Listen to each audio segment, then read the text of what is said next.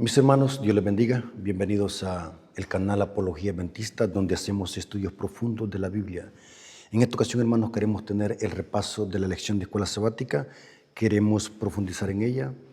Pero antes de eso, queremos invitarles a que, si aún no lo han hecho, suscríbanse a nuestro canal. Para nosotros, como ministerio, esto es muy importante porque así crecemos y vamos a poder alcanzar a muchas almas con la verdad presente. Así que, hermanos, quiero que puedan tomar papel y lápiz para hacer estos importantes apuntes porque vamos a profundizar en la lección. En este canal, hermanos, se profundiza. No hacemos estudios superficiales, lo que hacemos es profundizar porque lo que buscamos es que usted y yo podamos crecer en conocimiento de las Santas Escrituras. Así que, hermanos, vamos a iniciar orando, invocando la presencia de nuestro Dios. Vengamos de rodillas. Bendito Señor que estás en el cielo, santificado sea tu nombre. Te agradecemos por esta bendición de predicar tu palabra. Bendice nuestra inteligencia para que podamos comprender tu palabra, podamos aprender más de ella. Bendice a tu pueblo que va a escuchar este mensaje, que podamos ser edificados a través de la lección de escuela sabática. Que este repaso, Señor, sea dirigido por tu Espíritu Santo. Te lo suplicamos en el nombre de Jesús. Amén. Ok, hermanos, vamos a estudiar la lección de escuela sabática. La lección que vamos a repasar es la lección número 12. Ahora, la lección número 12 trae como título, ahí lo podemos notar, dice precursores. El versículo para memorizar está en 2 Timoteo 1:7. Dice así, porque no nos ha dado Dios espíritu de timidez, en otras versiones dice espíritu de cobardía, sino de poder, de amor y de dominio propio. Ahora la pregunta es, ¿qué significa este versículo si hacemos la aplicación homilética para nuestra vida? Todo cristiano no tiene que ser cobarde, no tiene que ser tímido frente a la adversidad, porque debemos de aferrarnos a Cristo. Para el cristiano legítimo y fiel, las cosas en este mundo no van a ser mejores. La Biblia dice que todos aquellos hijos de Dios que son fieles tienen que soportar persecución, pruebas, vicisitudes, tienen que ser aborrecidos. Decimos esto porque muchas veces creemos de que la vida cristiana es una vida de comodidad. Al contrario, servir a Cristo significa padecer como Él padeció. Y ese es el énfasis de Pablo acá, de que nosotros no tenemos que ser cobardes, tenemos que ser defensores de la verdad. Y no importa que paguemos con nuestra propia vida, porque vamos a ver en esta lección que va a llegar un momento donde vamos a enfrentar la muerte simplemente por servirle a Dios, simplemente por obedecer a Dios su palabra. Pero no hay que ser cobardes, porque según la Biblia nos acercamos al final de la historia. Noten que tenemos que tener valentía, tenemos que tener dominio propio, tenemos que perseverar hasta el final, porque hay un versículo en Apocalipsis 21:8 dice que los cobardes no tendrán parte en el reino de los cielos. Ahora, basándonos en eso, como introducción, queremos analizar el día domingo. El día domingo viene hablando de Daniel 2 y el enfoque historicista de la profecía. Ahora, hermano, ¿qué es historicismo? Actualmente en el mundo cristiano protestante existen 3 escuelas de interpretación profética. Hablo del mundo protestante. El protestantismo surgió de la Reforma Protestante. Actualmente tenemos muchas iglesias con diferentes doctrinas y creencias, pero la mayoría de iglesias protestantes, unas son preteristas y otras son futuristas. ¿Qué es preterismo? El preterismo sostiene de que esas profecías de Daniel, del cuerno pequeño, se cumplieron en el pasado con un rey griego llamado Antíoco Epífanes, un rey seleucida, un rey griego. Eso se llama preterismo, pasado. Pero hay otra escuela de interpretación profética que se llama futurismo. El futurismo es lo contrario del preterismo. El futurismo sostiene que todas las profecías de la bestia, del cuerno pequeño, del anticristo, se van a cumplir en el futuro en un templo literal de Jerusalén, en un tercer templo que van a reconstruir los judíos, un Armagedón literal, una Babilonia literal, un anticristo literal, 144.000 literal, una Babilonia literal, un rapto secreto. Noten que todo es literal y esta escuela futurista traza las profecías en el futuro. Mientras que en el mundo protestante, los únicos que somos historicistas, que esta es la tercera escuela de interpretación profética, somos los adventistas del séptimo día. Actualmente la mayoría de iglesias protestantes son futuristas. Son pocas las que son preteristas.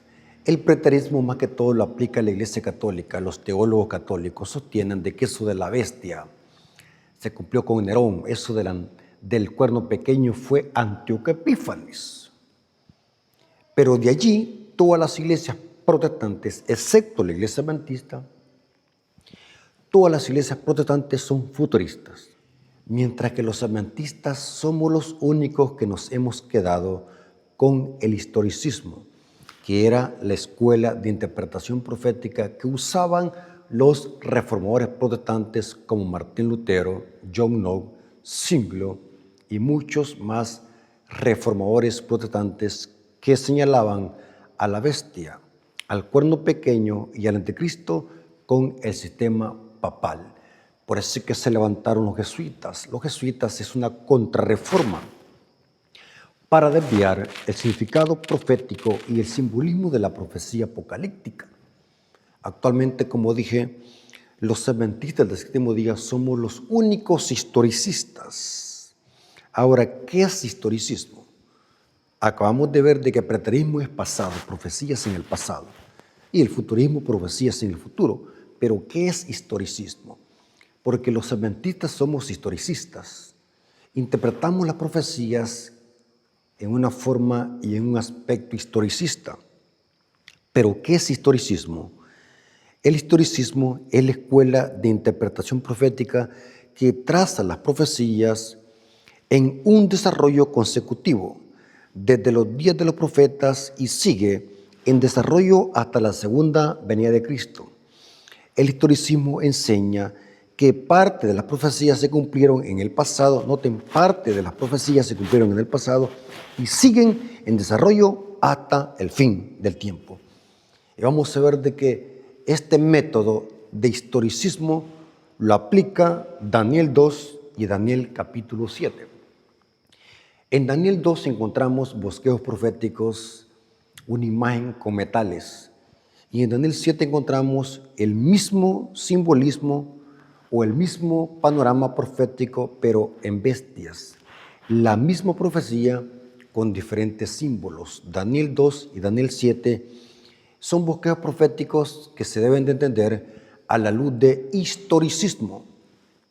Si no aplicamos historicismo, es imposible que podamos nosotros interpretar correctamente la imagen que soñó el rey Nabucodonosor, que estaba compuesta de diferentes metales, que en Daniel 7 se presentan esos mismos reinos o metales a través de bestia, pero es el mismo bosquejo profético con diferentes símbolos. Daniel 2, metales, y Daniel 7, bestia.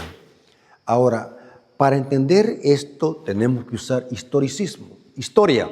Esto que vamos a estudiar o repasar en esta hora lo confirma aún hasta la historia secular, que estos reinos existieron, tal como lo presenta Daniel 2 y Daniel 7. Por ejemplo, Babilonia representa la cabeza de oro, que en Daniel 7 está simbolizado por el león. Babilonia existió entre el año 606 y 539 a.C. La historia misma lo confirma. Después sigue los medos persas, pechos y brazos de plata, que en Daniel 7 es el oso. Los medos y persas existieron entre el año 539 al año 331. Fueron los que conquistaron a Babilonia. Tenemos ahora a los griegos, que es el bronce. El bronce en Daniel 7 está simbolizado por un leopardo. Ahora tenemos el cuarto metal, que es lo mismo que la cuarta bestia. Roma, simbolizado por el hierro, la bestia espantosa y terrible que menciona Daniel capítulo 7. Roma existió entre el año 168 a.C. hasta el año 476 después de Cristo. Los 10 dedos de la imagen representan las 10 divisiones en que se parceló Roma en este tiempo, lo que hoy se conoce como Europa Occidental. Esto lo hicieron las tribus bárbaras que venían del occidente. Por eso es que habla allí que la estatua, la imagen tenía 10 dedos. Y esto ocurrió, esta división empezó en el año 476 después de Cristo. Es donde Roma cae. Después de Daniel ver la división de Europa, o los 10 dedos de la imagen que simboliza Europa Occidental, ahora el profeta Daniel ve un cuerno pequeño, que es lo mismo que la mezcla de hierro y barro. El cuerno pequeño es lo mismo que el hierro mezclado con barro en Daniel capítulo 2. En Daniel 7 vemos de que es un cuerno pequeño. De los 10 cuernos que se levantan de la cuarta bestia que es Roma, surge un 11º cuerno, que es un cuernito pequeño. Es un cuerno que habla blasfemias, que persigue a los santos del Altísimo, que trataría de cambiar los tiempos y la ley. No cabe duda que es un símbolo para el sistema papal, la Iglesia Católica Romana, un poder romano que surgió de los escombros de Roma.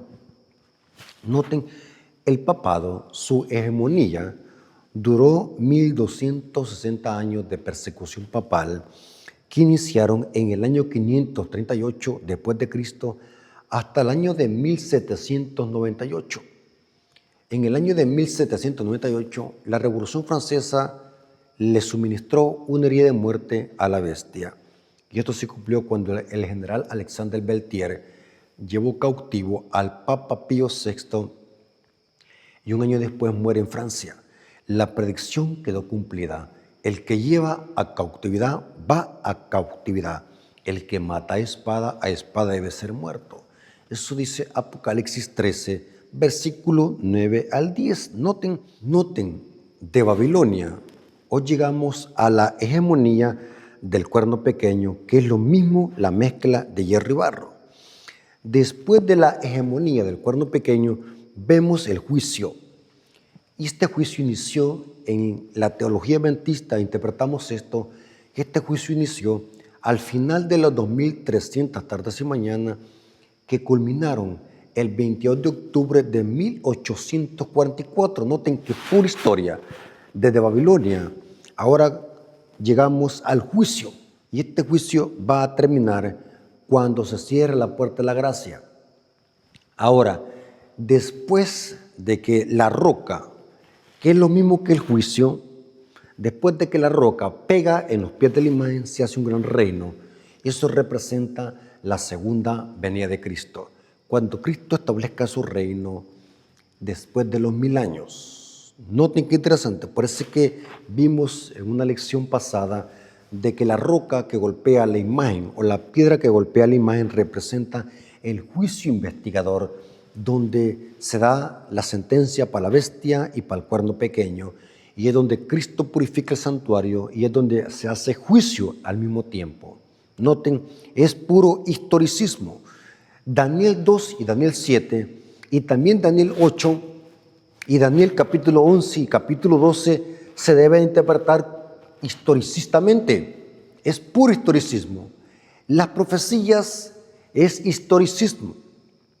Y por eso, hermanos, si en verdad quisiéramos llamar protestantes legítimos a los adventistas, sería un buen nombre.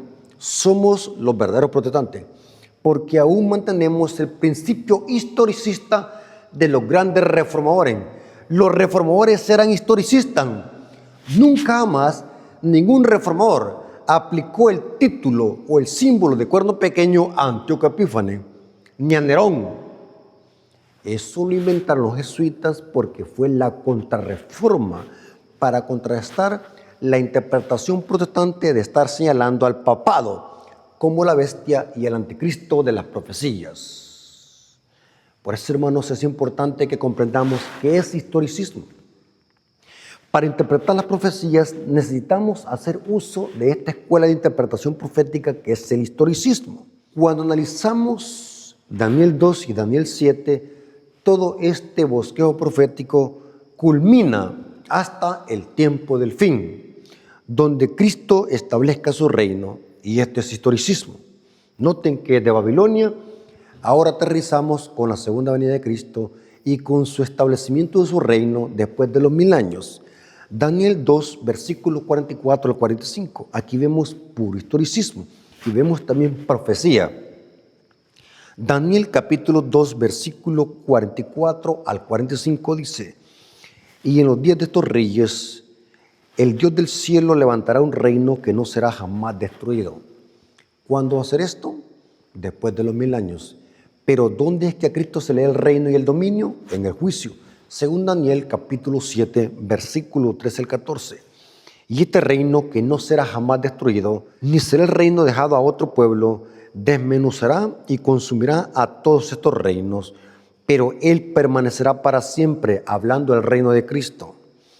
De la manera que vistes que del monte fue cortada una piedra, la cual desmenuzó el hierro, el bronce, el barro y la plata y el oro, el gran Dios ha mostrado al rey lo que ha de acontecer en lo porvenir, y el sueño es verdadero y fiel su interpretación. O sea que los adventistas del séptimo día estamos interpretando correctamente estos bosquejos proféticos, porque es historicismo, es historia. La historia comienza desde el momento que al profeta se le dio la visión, y eso transcurre como un río y vemos a dónde desemboca, y es hasta el fin del tiempo. Por eso es que se llama historicismo. Noten la lección de escuela sabática, en el comentario dice: todas las profecías apocalípticas de Daniel siguen la base establecida en Daniel 2. O sea que Daniel 2, escuchen lo que diré. Daniel 2 es el esqueleto de la profecía. Los demás bosqueos solamente añaden órgano. Pero el esqueleto, lo que mantiene el cuerpo firme para que no se caiga, saben de que si no tuviésemos huesos en nuestro cuerpo, fuéramos como un calamar, como un molusco. El hueso en nuestro esqueleto sirve para que nos mantengamos en pie, para hacer firme nuestro cuerpo. Así es Daniel capítulo 2. Daniel capítulo 2 es el esqueleto de la profecía. O sea, para entender todo lo demás de la profecía, tenemos que estudiar la base de la profecía, que es Daniel capítulo 2. Si queremos saber interpretar Apocalipsis 13, tenemos que conocer Daniel capítulo 2. Si queremos interpretar Apocalipsis 17, hablando de la ramera, tenemos que conocer Daniel capítulo 2. Si queremos saber quién es el rey del norte y el rey del sur, tenemos que conocer Daniel capítulo 2, una guerra entre los griegos y los persas. Noten, si queremos conocer ¿qué es eso de Babilonia? Tenemos que conocer Daniel capítulo 2. Si queremos conocer el juicio, tenemos que conocer Daniel capítulo 2. Si queremos conocer de qué tratará el conflicto final, tenemos que conocer Daniel capítulo 2. Si queremos conocer qué significa la marca de la bestia, tenemos que conocer Daniel capítulo 2. Todo la base para poder entender la profecía apocalíptica es Daniel capítulo 2, por eso es que se le conoce como el esqueleto de las profecías. Y dice aquí la lección: todas las profecías apocalípticas de Daniel siguen la base establecida en Daniel 2, es decir, la secuencia de imperios mundiales tras otro hasta que Dios venga y establezca su reino eterno. En otras palabras, estas profecías anunciaban una serie interrumpida de imperios desde la antigüedad hasta el fin de la historia, incluyendo a nuestro día. Noten que en un sueño que Dios le reveló al rey Nabucodonosor de una imagen con diferentes metales, Dios nos revela el porvenir del mundo revelado, ahí nos revela lo que acontecerá en lo porvenir. Ahí nos dice cómo estaría el mundo cuando Cristo tuviese por venir. O sea que Daniel 2 es un bosquejo profético que nos anuncia lo que acontecerá en el pasado, presente y futuro hasta nuestro día. Por eso, si queremos ser profundos en interpretar profecía apocalíptica, no se olviden de esto. Es importante conocer a perfección cada elemento que encontramos en Daniel capítulo 2. Cuando entendamos todo eso, cada símbolo de Daniel capítulo 2, después vamos a comprender fácilmente Daniel capítulo 7, Daniel capítulo 8, Daniel capítulo 11 y capítulo 12, y después vamos a irnos a los sellos y las trompetas, después vamos a irnos a las plagas, después vamos a irnos a las 7 iglesias y así sucesivamente, porque ya comprendimos la base de la profecía, que es Daniel capítulo 2, que es el esqueleto de las profecías. Pasemos al día lunes. El día lunes dice la adoración de la imagen. Ahora, esto se pone más interesante, hermanos. Después de haber comprendido lo que está pasando en Daniel 2, que es historicismo, y que para entender el simbolismo de sus metales tenemos que conocer historia. Después de eso, hoy vamos a comprender la adoración de la imagen. Ahora, es importante comprender que la imagen que soñó el rey Nabucodonosor, Dios le dio ese sueño al rey. Según el sueño que soñó el rey, la imagen que soñó era de diferentes metales. Pero vamos a ver de que el rey Nabucodonosor hace esta imagen de solamente oro. Ahora, ¿por qué el rey Nabucodonosor no la hizo como la soñó? ¿Por qué ahora el rey está haciendo una imagen diferente? Ahora, recordemos de que la imagen que soñó el rey, Dios estaba revelando el futuro, que esta humanidad iba a ir de mal en peor y que un reino iba a existir después de otro y que un reino iba a dominar al otro. Ahora, el rey Nabucodonosor, después de escuchar la interpretación de esta imagen, no le gustó la interpretación, porque él pudo entender que su reino iba a fracasar. Tú eres la cabeza de oro, pero vendrá otro reino que iban a ser los medos persas, te van a conquistar. Esto le resultó al rey algo muy fuerte, algo impactante. ¿Cómo así? ¿Cómo mi reino va a fracasar? Si yo soy el rey, yo soy el león, el rey de la selva, yo soy el oro, la cabeza. ¿Cómo es posible que Dios va a destruir mi reino? Así que el rey mandó a hacer una imagen toda de oro, dando a entender, según su ideología satánica, porque aquí el rey estaba siendo usado por Satanás ya. El rey lo que estaba haciendo eran dos cosas: desafiando al poder de Dios y estaba tratando de controlar la historia. O sea que Nabucodonosor estaba usurpando el lugar que solamente a Dios le corresponde. El que está al control de la historia y el que dirige las acciones de los reinos en este mundo es Dios. Eso significa que Dios es soberano. Mientras que el rey, al hacer esta imagen toda de oro, estaba usurpando un lugar que solamente a Dios le corresponde. O sea que el rey, en una forma indirecta, se estaba haciendo igual a Dios, porque estaba desafiando a Dios. Estaba haciendo una imagen y la levantó en el Valle de Dura, toda de oro, como queriendo decir: aquí quien manda soy yo, no es Dios. Dios está equivocado. Quien va a reinar para siempre seré yo, mi reino. Era pura blasfemia, puro desafío. Ahora noten el rey, ya poseído por Satanás. Aquí el rey se convierte en una bestia. Nabucodonosor está hablando ahora como dragón. El rey Nabucodonosor ahora, después de que levanta esa imagen toda de oro, da un decreto para que se adore.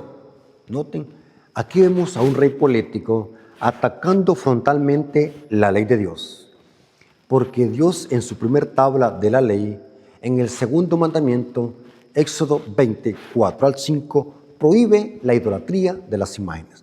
O sea que el rey Nabucodonosor está atacando frontalmente la ley de Dios. Y lo está haciendo a través de una imagen. Noten, ¿para qué levantó este rey esta imagen? Para que le adorasen. Y vamos a ver de que el rey da un decreto para todo aquel que no adore su imagen.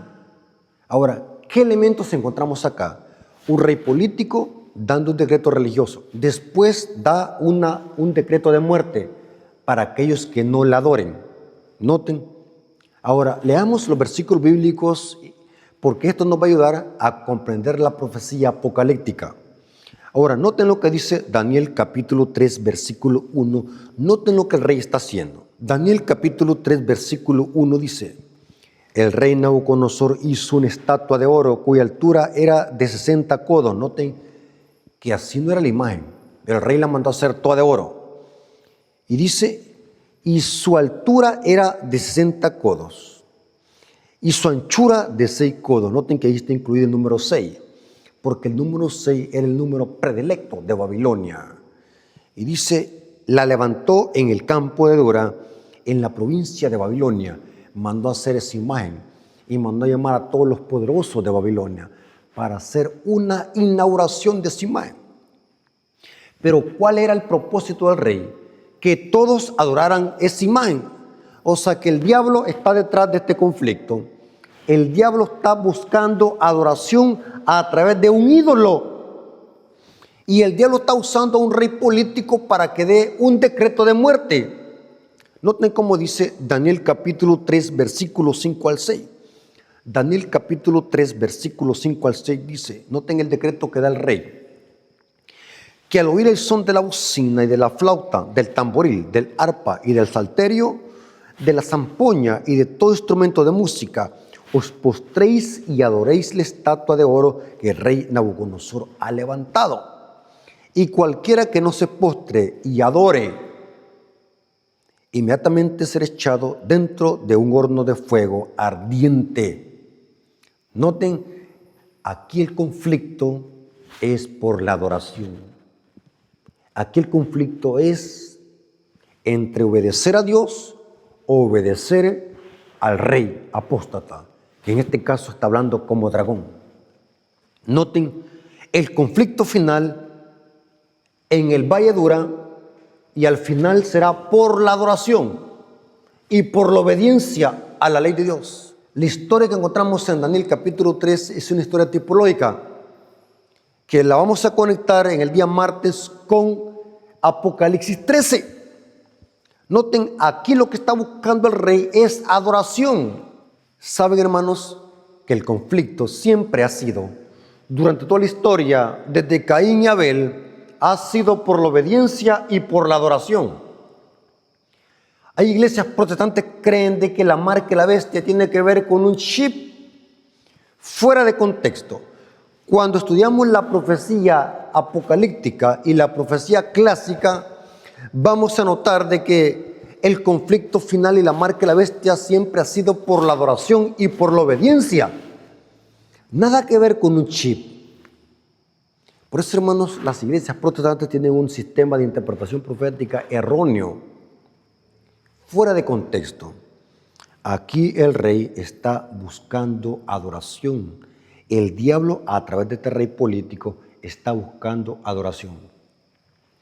Aquí se están dando leyes satánicas que atacan la ley de Dios.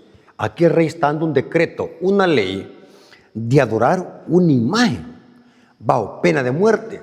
Note qué terrible. Pero vamos a ver de que en esta historia que encontramos en Daniel 3 hubo un remanente.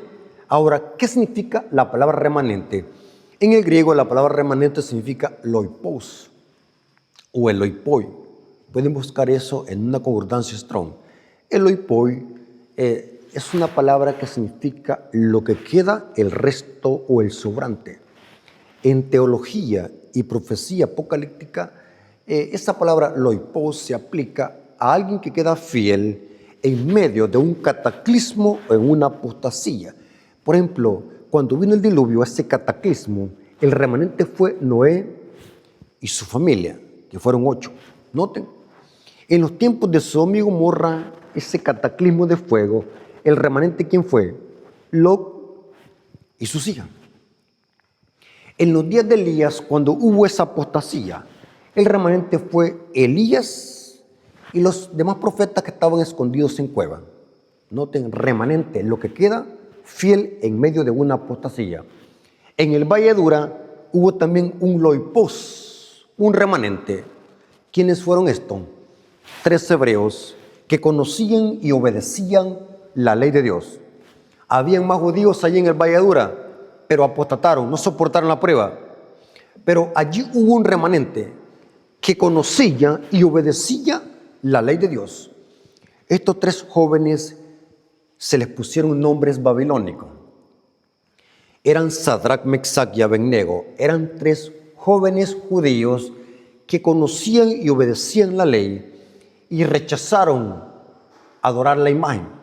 Estos 3 hebreos se quedaron firmes, de pie en el Valle de Dura. Los demás se postraron y adoraron la imagen. Pero este remanente se quedó fiel. Y noten lo que dice Daniel capítulo 3, versículo 16 al 18.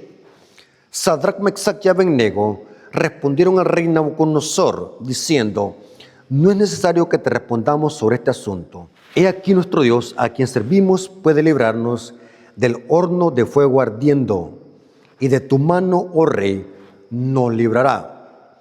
Y si no los libra, sepas, oh rey, que no serviremos a tus dioses, ni tampoco adoraremos la estatua que has levantado. Noten, el rey político está dando un decreto que ataca la primera tabla de la ley, porque es la primera tabla de la ley que tiene que ver con adoración.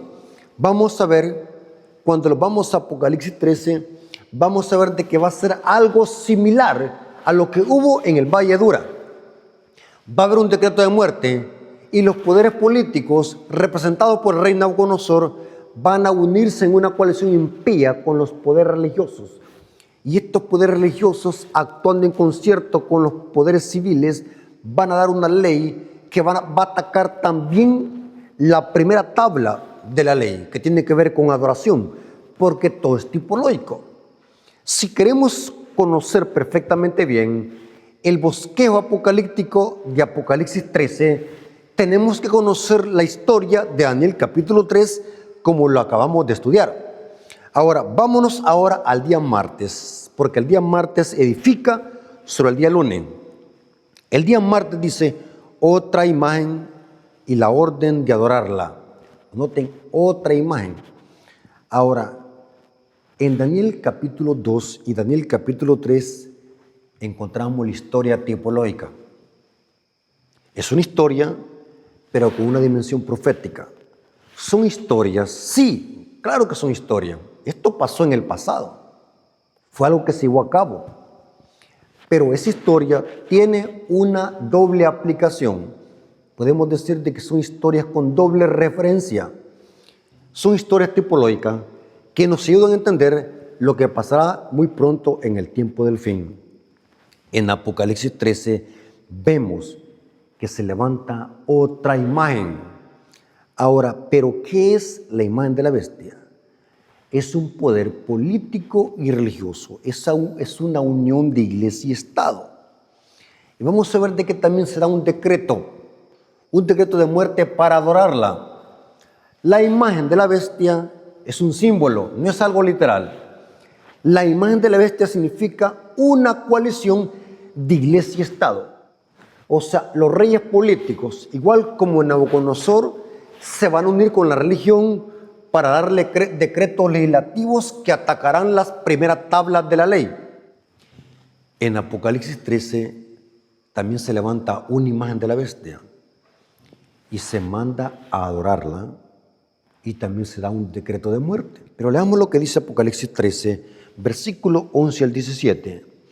Noten que los adventistas del séptimo día hemos interpretado este simbolismo por las características que la imagen de la bestia se va a formar en la única nación que cumple con estas características, los Estados Unidos de Norteamérica, donde es un país, una nación libre soberana e independiente que establece en su constitución la libertad civil y religiosa. Pero al final este muro de separación de iglesia y Estado se va a derribar. Y cuando esto suceda, las principales iglesias protestantes de esta nación buscarán la ayuda del poder civil para que dé leyes que atacan la primera tabla de la ley. O sea que la marca de la bestia, la imagen de la bestia se va a formar en esta nación. Cuando esta nación derribe la separación de iglesia y Estado, o sea, va a haber otra coalición como lo hubo en el Valle de Dura. En Daniel 3 vemos un rey político dando un decreto religioso. En Apocalipsis 13 vemos algo similar. Apocalipsis 13, versículo 11 al 17. Después vi otra bestia que subía a la tierra y tenía 2 cuernos semejantes a los de un cordero, pero hablaba como dragón. O sea, que esta nación que tiene principios cristianos, cuernos como de cordero, que cree en la separación de iglesia y Estado, al final hablará como dragón. Igual como el rey Nabucodonosor, que al dar leyes que atacan la ley de Dios, eso es hablar como dragón. O sea, que esta nación va a dar leyes que van a atacar la ley de Dios, especialmente la primera tabla de la ley, y ejerce toda la autoridad de la primera bestia en presencia de ella. Y hace, aquí hay un imperativo, esto implica que van a haber leyes para que se obedezcan por la fuerza, bajo pena de muerte, y hace que la tierra y los moradores de la tierra adoren a la primera bestia cuya herida mortal fue sanada. También hace grandes señales, de tal manera que aún hace descender fuego del cielo a la tierra delante de los hombres. O sea que esta coalición va a ser controlada también por el espiritismo. Y dice, y engaña a los moradores de la tierra con las señales que se le permitió hacer en presencia de la bestia, mandando, hay un decreto, igual como lo hizo Nabucodonosor, mandando a los moradores de la tierra que hagan la imagen de la bestia que tiene la herida de espada y vivió. Y se le permitió infundir aliento a la imagen de la bestia, para que la imagen hablase e hiciese matar a todo aquel que no la adorase. Noten que el conflicto final será también por la adoración y por la obediencia a la ley de Dios, porque este decreto ataca la primera tabla de la ley, porque se habla de una imagen, y es la primera tabla que condena la idolatría de las imágenes. Y es en la primera tabla que está el cuarto mandamiento, que habla de que Dios es el único que merece la adoración porque Él es el creador. Y se le permitió infundir aliento a la imagen de la bestia, para que la imagen hablase e hiciese matar a todo aquel que no la adorase. Y hacía, ahí está otra vez el imperativo, y hacía que todos, pequeños, grandes, ricos y pobres, libres y esclavos, se les pusiese, noten, se les pusiese una marca en la mano derecha o en la frente, y que ninguno pudiese comprar ni vender, sino el que tuviese la marca o el nombre de la bestia o el número de su nombre. Hermanos, por eso que vez tras vez les digo, vean mis videos, tomen apuntes, porque en este canal tenemos mucho material donde explicamos qué es la imagen de la bestia, qué es la marca de la bestia, qué simboliza tener la marca en la frente o en la mano, qué simboliza ser sellado con el sello de Dios. Todo este simbolismo, pero es un simbolismo que proviene de Daniel capítulo 3. Hermanos, todo lo que encontramos en Apocalipsis 13 proviene de Daniel capítulo 3. Ahora, ¿saben de que cuando se decrete esta imagen de la bestia, cuando se imponga la marca de la bestia, cuando se dé este decreto de adorar una imagen, también habrá un remanente como los 3 hebreos?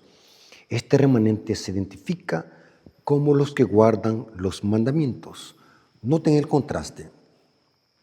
Apocalipsis 14, 9 al 12 nos dice quiénes serán los que van a estar firmes cuando se decrete la marca de la bestia. Noten el contraste. El mensaje del tercer ángel advierte sobre la marca y su imagen. Pero vamos a ver de que después se dice quiénes van a estar firmes cuando esto se decrete. Apocalipsis 14, 9 al 12 dice: el tercer ángel siguió diciendo a gran voz: si alguno adora a la bestia, a su imagen, y recibe la marca en su frente o en su mano, él también beberá del vino de la ira de Dios, que ha sido vaciado puro en un cáliz de su ira. Y será atormentado con fuego y azufre delante de los santos ángeles del Cordero. Y el humo de su tormento sube por los siglos de los siglos, y no tiene reposo de día ni de noche los que adoran a la bestia y su imagen, y nadie que reciba la marca de su nombre. Noten que esto está muy pronto por suceder. Es profecía muy cercana, porque los eventos serán rápidos. Pero noten ahora lo que dice el versículo 12. Habrá un remanente fiel. Ahora, para escapar de la marca de la bestia y de la imagen, ¿cuál es el secreto? El versículo 12 nos dice: aquí está el hupoponeg, o la paciencia de los santos, los que guardan los mandamientos de Dios y la fe de Jesús. Noten el remanente que va a estar firme cuando se dé este decreto, cuando se levante la imagen de la bestia. Este remanente es identificado como los santos que guardan los mandamientos. O sea, tener la marca de la bestia es lo contrario a obedecer los mandamientos de Dios. ¿Qué significa? Marcados con la marca de la bestia significa obedecer los mandamientos impuestos por este sistema llamado la imagen de la bestia. Pero noten qué interesante lo que dice el conflicto de los siglos hablando de lo que es la imagen de la bestia. La imagen de la bestia dice en el conflicto de los siglos, página 439, párrafo 4, dice: la imagen de la bestia representa la forma de protestantismo apóstata que se desarrollará cuando las iglesias protestantes busquen la ayuda del poder civil para imposición de su dogma. O sea que la imagen de la bestia es la unión de iglesia y Estado. Va a haber otra persecución de iglesia y Estado. Siempre cuando la iglesia se hunde con el Estado, eso se desata en persecución para el remanente que se opone a esta unión ilícita. Conflicto de los siglos, página 439, párrafo 3, dice también. Conflicto de los siglos, página 439, párrafo 3, dice: cuando las iglesias principales de los Estados Unidos, uniéndose en puntos comunes de doctrina, influyen sobre el Estado para que imponga los decretos y las instituciones de ellas, entonces la América protestante habrá formado una imagen de la jerarquía romana, y la inflicción de penas civiles contra los disidentes vendrá de por sí sola. Noten que va a haber otra persecución. Los protestantes van a dar aliento a la imagen de la bestia. Los protestantes van a presionar al Estado para que dé una ley contraria a la ley de Dios. Se cumplirá la historia de Cristo cuando fue entregado por los judíos, cuando los judíos se unieron con el poder civil de Roma. Se cumplirá lo que pasó en la Edad Media. La Iglesia Católica usó al poder civil de Francia para matar a los valdenses, los hugonotes y los cuáqueros y los albigenses. Noten, aquí dice que va a haber un decreto de muerte por la imagen de la bestia. Ahora, ¿cómo sabemos de que el conflicto final será por la adoración? Ya vimos, si alguno adora a la bestia, el conflicto tiene que ver con adoración. Más de 5 veces en Apocalipsis 13 se habla de adoración. El diablo buscando adoración, igual como lo hizo en el valle de Dura con esa imagen. Ahora, noten cómo dice Apocalipsis 14:7. Ahora vemos el contraste. Satanás buscando adoración a través de la imagen de la bestia, una unión de iglesia y Estado. Ahora los mensajes de los 3 ángeles llaman al mundo a que adoren al verdadero Dios. O sea que el mensaje de los 3 ángeles advierten sobre la falsa adoración de la bestia y su imagen, y llama al mundo a que adoren al verdadero Dios. Apocalipsis 14:7. Diciendo a gran voz: temed a Dios y dale gloria, porque la hora de su juicio ha llegado, y adorad a aquel que hizo el cielo, la tierra, el mar y las fuentes de las aguas. Proscuneo. Noten, el conflicto final será por la obediencia a la ley de Dios y por la adoración. Conflicto de los siglos, página 433, párrafo 2, dice: la observancia del sábado es señal de lealtad al verdadero ¿qué? Dios, que hizo el cielo, la tierra, el mar y las fuentes de las aguas. Resulta pues que el mensaje que manda a los hombres a adorar a Dios y guardar sus mandamientos los ha de invitar especialmente a observar el cuarto mandamiento que se refiere al sábado. Noten, o sea que en este conflicto está incluido los mandamientos de Dios, especialmente el cuarto que se refiere al sábado, porque la función de este mandamiento es recordarnos de que Dios es el Creador y que solamente Él merece la adoración, el proscuneo. Ahora pasemos al día miércoles. El día miércoles dice la persecución en la iglesia primitiva. Ahora, cuando comprendemos lo que pasó en la iglesia primitiva, eso también es tipología que nos ayuda a entender lo que pasará en el tiempo del fin. Vimos de que va a haber una imagen de la bestia, va a haber un conflicto por la adoración, va a haber un decreto de muerte, va a haber un remanente.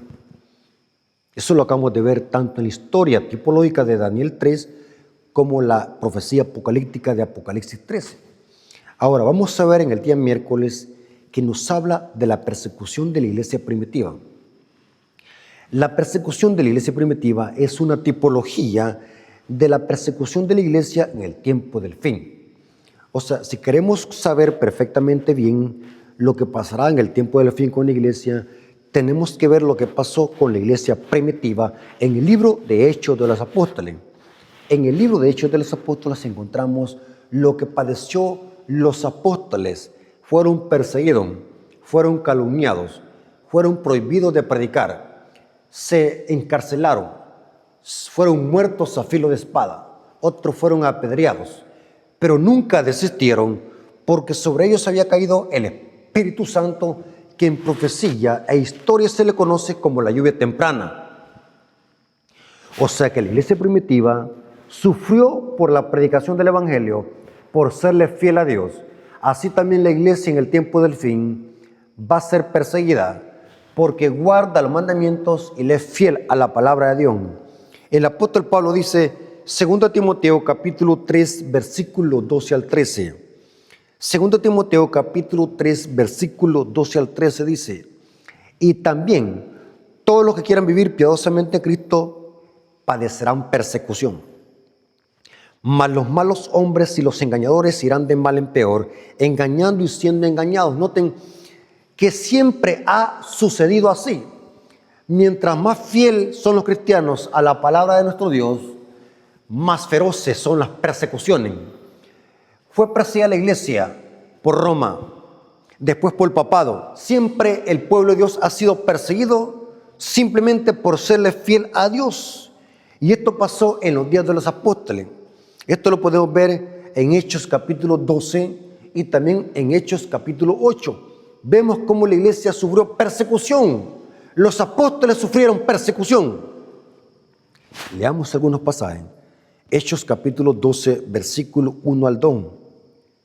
Hechos capítulo 12, versículo 1 al 2 dice, en aquel mismo tiempo el rey Herodes echó mano a algunos de la iglesia para maltratarle y mató a espada a Jacobo, hermano de Juan. Noten, este era un apóstol. La iglesia primitiva sufrió escarnio, fueron maltratados, fueron calumniados, fueron aserrados, fueron empalados, fueron escarnecidos. Noten, aquí vemos de que Herodes mató a espada a Jacobo, hermano de Juan. Ahora, noten lo que pasó en Jerusalén. Aquí está hablando de Saulo de Tarso, aún no se había convertido Pablo, pero hablamos lo que pasó en Jerusalén, sobre la iglesia que predicaba el Evangelio. Hechos capítulo 8, versículo 1 al 3. Y Saulo consentía en su muerte, hablando de la muerte de Esteban. En aquel día hubo una gran persecución contra la iglesia que estaba en Jerusalén, y todos fueron esparcidos por las tierras de Judea y Samaria, salvo los apóstoles. Y hombres piadosos llevaron a entrar a Esteban e hicieron un gran llanto sobre él. Y Saulo, este era el nombre de Pablo antes de su conversión.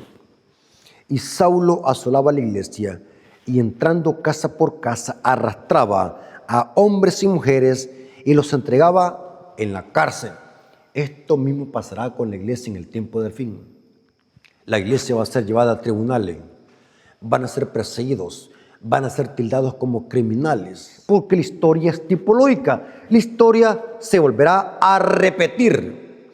Habrá otra persecución como fue en la iglesia primitiva. Hermanos, aún no sabemos nada de lo que significa sufrir por Cristo. Estos hombres sí sufrían por Cristo. Sellaban sus vidas con la muerte, predicaban con la muerte. Nadie los detenía. Eran hombres fieles, eran hombres que amaban de corazón la obra de Dios. Eran hombres que daban su vida por la predicación del Evangelio.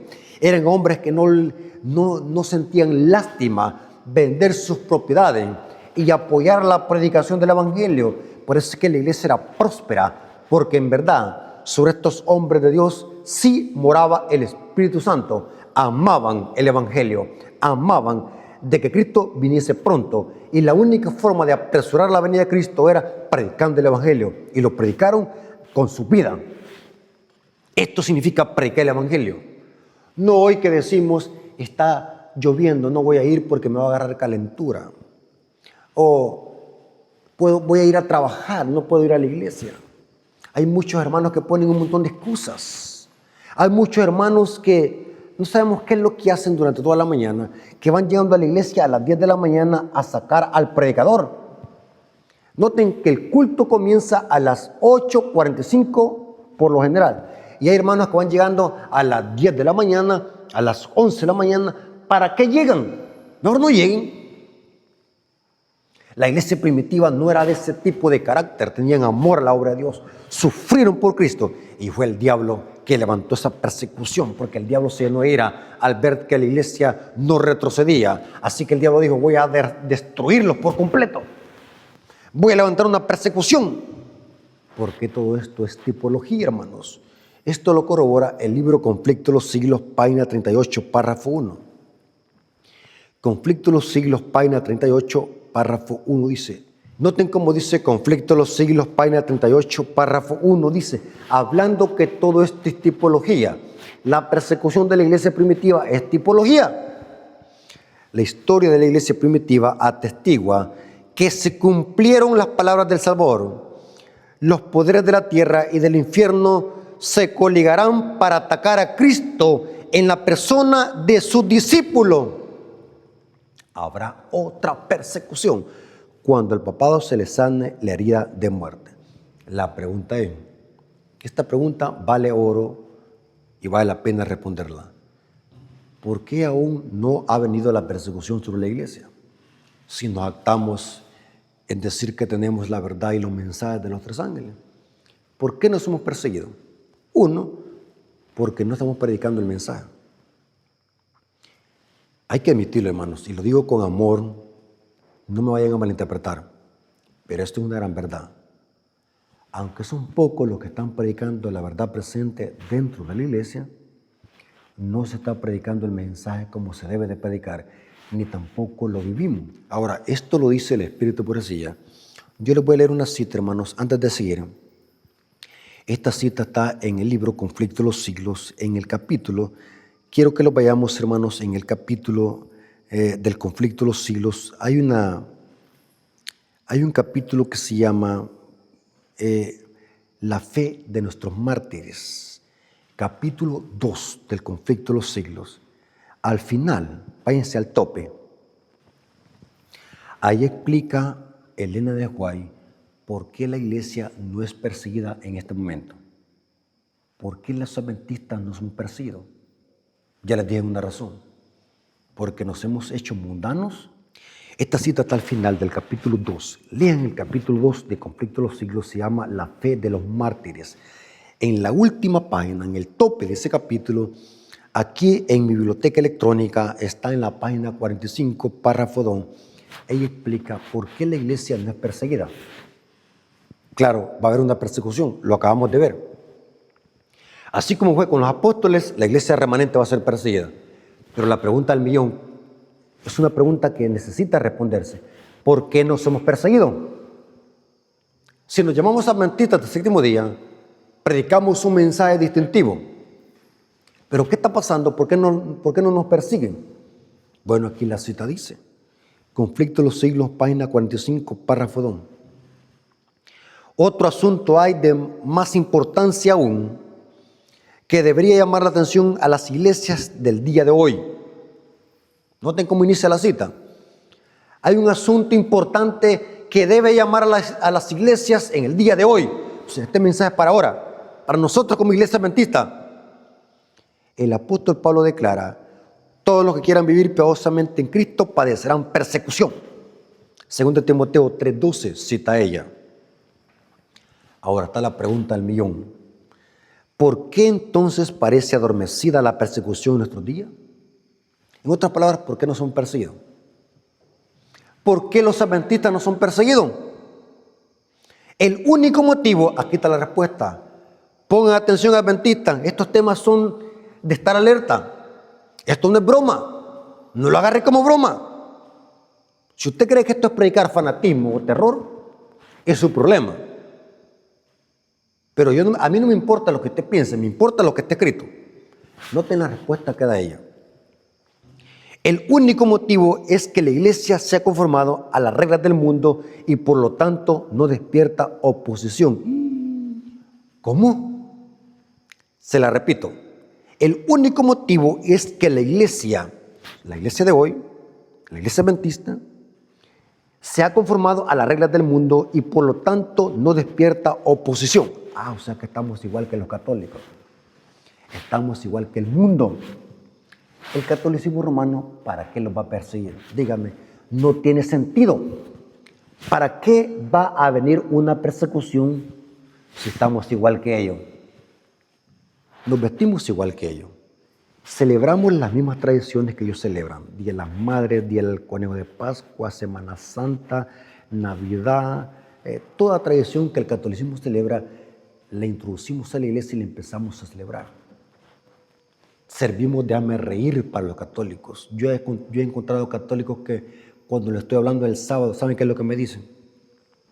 Si ustedes dicen, y una vez un católico me confrontó en un mercado, como me gusta hablar con muchos hermanos en la calle donde los encuentro, un católico me confrontó y me dijo: ustedes los adventistas dicen que guardan los mandamientos y que guardan el sábado, y que nosotros los católicos seguimos tradiciones de los hombres, y que es el domingo una tradición. Pero noten cómo me dijo el católico: ustedes también como adventistas también siguen tradiciones de la iglesia católica. ¿Cómo así? También celebran Navidad. Yo conozco adventistas que también celebran Navidad y esa también es una tradición de la iglesia católica. Me quedé mudo. ¿Cómo así? Pónganse serio, me dijo el católico. Si en verdad van a obedecer los mandamientos de Dios, ¿por qué nos copian tradiciones a los católicos? Si la Navidad, igual que el día domingo, es una tradición de la iglesia católica que carece de fundamento bíblico. Aquí dice ella, la única razón es porque la iglesia está mundanalizada y no despierta oposición. La religión que se profesa hoy no tiene el carácter puro y santo que distinguiera la fe cristiana en los días de Cristo y sus apóstoles. Si el cristianismo es aparentemente tan popular en el mundo, ello se debe tan solo al espíritu de transigencia con el pecado, a que las grandes verdades de la palabra de Dios son miradas con indiferencia y a la poca piedad vital que hay en las iglesias. Ahora, noten cómo termina la cita. Revivan la fe y el poder de la iglesia primitiva y noten cómo dice, y el espíritu de persecución reavivará también y el fuego de la persecución volverá a encenderse. Esta cita, hermanos, subráyela. Hágale un screenshot, subráyela y léala. La iglesia hoy en día no es perseguida porque estamos igual que el mundo. No predicamos el mensaje, no lo vivimos, no tenemos el carácter que distinguía a los apóstoles, por eso es que nos viene la persecución. ¿Por qué la iglesia primitiva fue perseguida? Porque predicaban con denuedo, sin miedo, y porque tenían el Espíritu de Dios. ¿Saben de qué esto se va a volver a cumplir? Está una cita que está en el libro Conflicto de los Siglos, página 567, párrafo 1. Habla que va a volver otra persecución. Sanar la herida significa que va a volver otra persecución. ¿Dónde dice eso? Conflicto de los Siglos, página 567, párrafo 1 dice: la palabra de Dios ha dado advertencia respecto a tan inminente peligro, Descuide estos avisos y el mundo protestante sabrá cuáles son los verdaderos propósitos de Roma. Pero ya será tarde para salir de la trampa. Roma. Roma acá es otro nombre para el papado. Ella está hablando del sistema papal, no de Roma de los Césares, porque esa Roma cayó en el año 476. Aquí el título de Roma es para hablar del papado. Roma está aumentando sigilosamente su poder. Sus doctrinas están ejerciendo su influencia en las cámaras legislativas, en las iglesias y en los corazones de los hombres. Ya está levantando sus soberbios e imponentes edificios, en cuyos secretos recintos reanudará sus antiguas persecuciones. Está acumulando ocultamente sus fuerzas y sin despertar sospechas para alcanzar sus propios fines y para dar el golpe a su debido tiempo. Todo lo que Roma desea es asegurarse alguna ventaja, y esta ya se le ha sido concedida. Pronto veremos y palparemos los propósitos del romanismo, y cualquiera que crea obedezca la palabra de Dios incurrirá en oprobio y persecución, igual como fue con la iglesia primitiva. Hermanos, esto va a suceder. Muy pronto veremos y palparemos los nuevos estandartes de Roma para que imponga la abominación asoladora, que es la ley dominical. La ley dominical será la marca de la bestia cuando se obliga a los hombres a guardar el día domingo bajo pena de muerte. Ahora pasemos al día jueves. El día jueves trae como título la marca de la bestia. Hermanos, estudiar este tema son temas muy profundos. En mi canal tengo decenas de temas. Yo los invito, hermanos, a que los vean. Hay una vasta información que les va a ayudar a crecer espiritualmente. Hermanos, cuando analizamos el tema de la marca de la bestia, en muchos otros temas hemos dicho que la marca de la bestia tiene que ver con algo simbólico y espiritual. No es algo literal, como dicen los protestantes, que tiene que ver con un chip. La frente es un símbolo de intelecto. Es donde Dios escribe sus leyes. También el diablo también escribe sus leyes ahí. El diablo va a escribir sus decretos demoníacos en la mente. Eso significa tener la marca de la bestia. Tener el sello de Dios significa tener la ley de Dios escrita en la frente y en el corazón. Ser marcado con la marca de la bestia es seguir a conciencia mandamientos de estos sistemas. Noten, la mano simboliza trabajo. La frente simboliza intelecto, nuestras acciones. Todo está implicado acá. El conflicto final, según la Biblia, están implicados los mandamientos de Dios, especialmente el cuarto, que identifica a Dios como el creador de los cielos y la tierra. O sea que hablar de la marca de la bestia y el sello de Dios tenemos que incluir la obediencia a la ley de Dios. O sea, la marca de la bestia es lo opuesto a obedecer los mandamientos de Dios.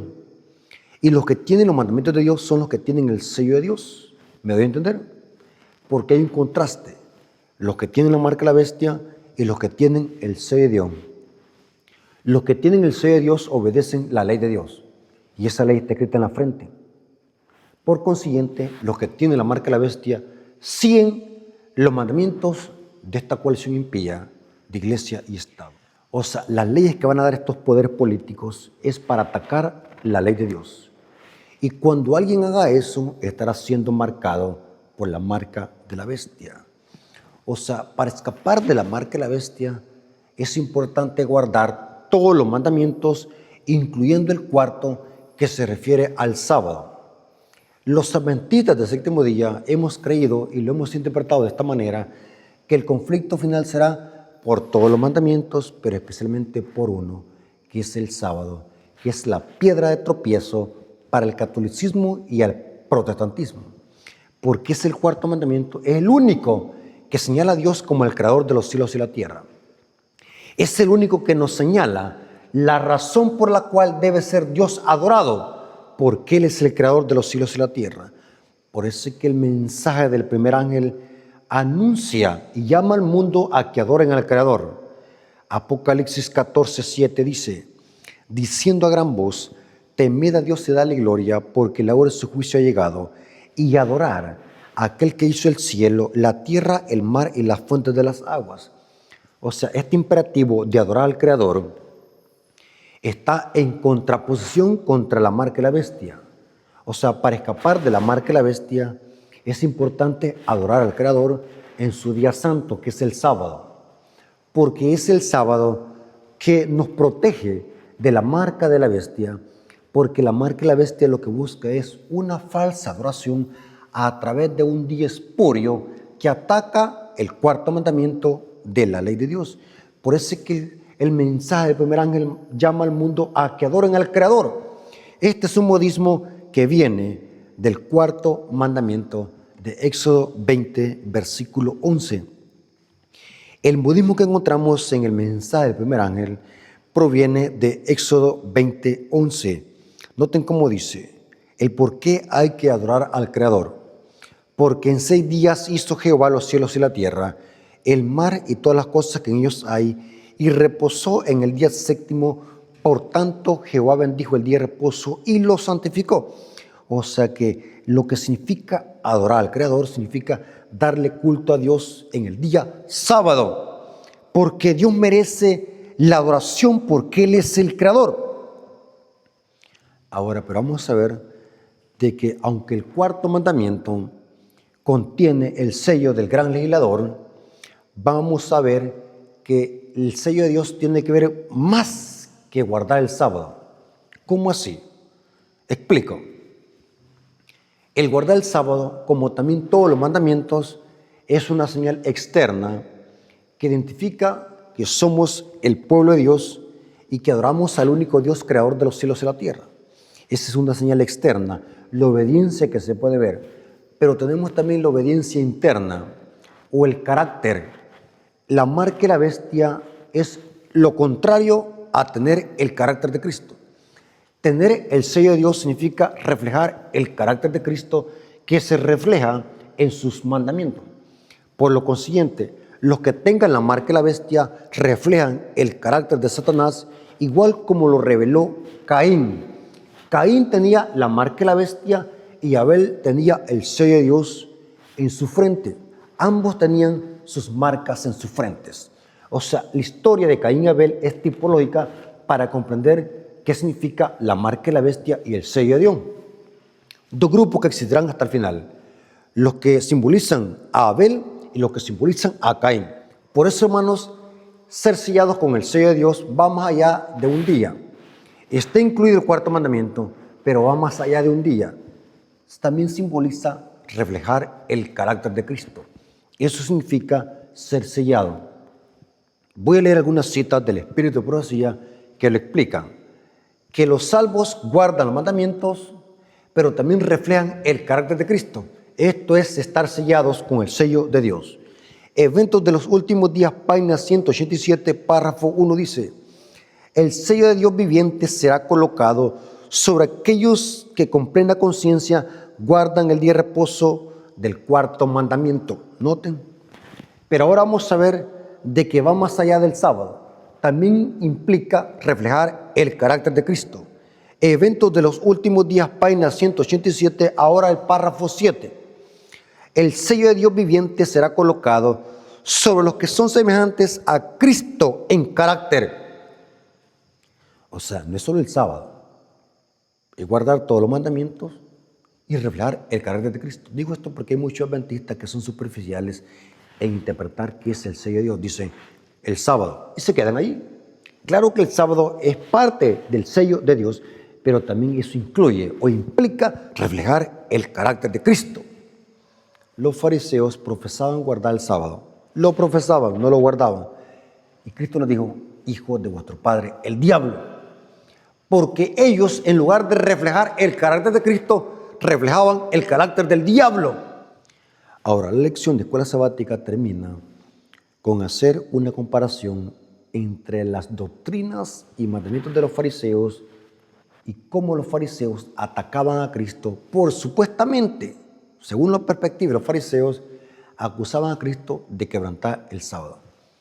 El pleito y el conflicto entre Cristo y los fariseos era por el sábado.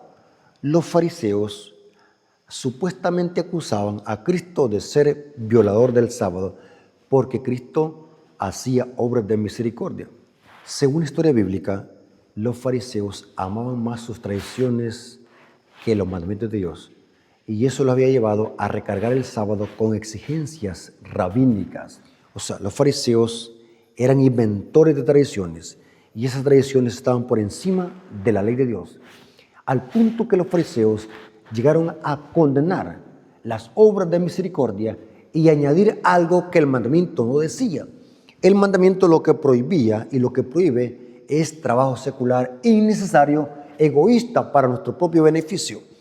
El mandamiento no prohíbe obras de misericordia, pero los fariseos estaban imponiendo leyes y tradiciones al mandamiento y acusaban a Cristo de violar el sábado, pero Cristo nunca quebrantó el sábado.